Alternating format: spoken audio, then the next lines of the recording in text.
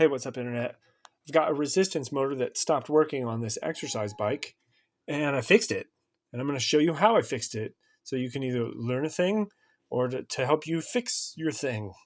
First, though, safety. Be safe. Work on your machine when it's unplugged. Don't go starting any fires or go shocking yourself. This is a NordicTrack s15i. However, many other machines like ellipticals and rowers may have a similar resistance motor, so this still may help. Yeah, the resistance was working and then it stopped working. Simple as that. What I think happened is the resistance motor went too far off its position sensing capability, if that makes sense. And my understanding is of the 5 wires to the resistance motor here, these 3 wires let the machine's control board know where the resistance motor position is. And if the position goes too far one way or the other, then the machine just stops sending electricity to the resistance motor. Pretty sure that's what's going on. Yeah. And the other resistance motor wires are for power to the motor. They're blue and yellow, I think, on most machines. And the motor can run when 3 to 5 volts is applied to those wires. So guess what? I applied 3 to 5 volts to those wires. And how? I rigged up some leads from a voltmeter I had and held them up against a battery with my shoes.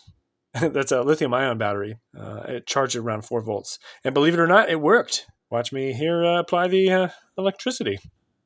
I touched the leads to the blue and yellow wire metal plug crimp thing, and boom, it starts moving. And note, I didn't even unplug the motor. I just touched the leads to the backside of the plug. And this worked because there's like these metal bits that are exposed right here that are also cutting through the wire insulation, it provides a connection. Yeah, and that's what you see me do. And I switch the wires around and boom, goes the other way. And something to note here is that you're sending electricity to the motor, which is geared down quite a bit. And so it's spinning relatively quickly. However, the resistance arm may appear to move slowly or very slowly if you're using like lower voltage.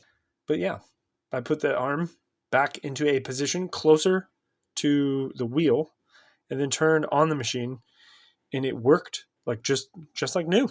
Go figure. No need for a new resistance motor.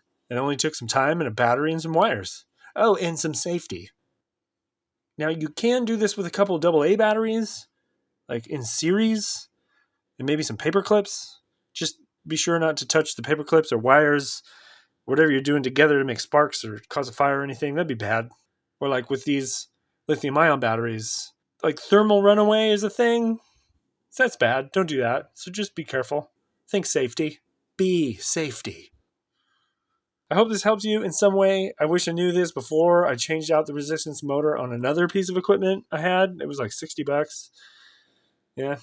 Let me know, Yeah. Well, see you later, Internet.